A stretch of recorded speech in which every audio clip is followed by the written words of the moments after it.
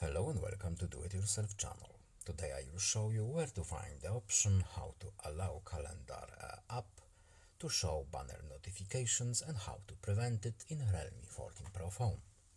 First, we need to go to our phone settings. Then in settings we need to scroll down a bit to notifications and quick settings menu.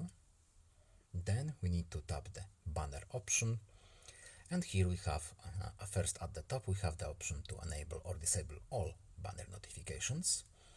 And here we have our apps. So we are looking for the calendar. It's alphabetic order, so calendar is the second one.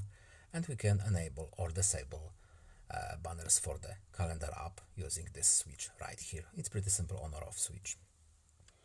And that's all. I hope this video was helpful to you. Please leave a like and subscribe. Have a nice day and see you in the next video. Goodbye.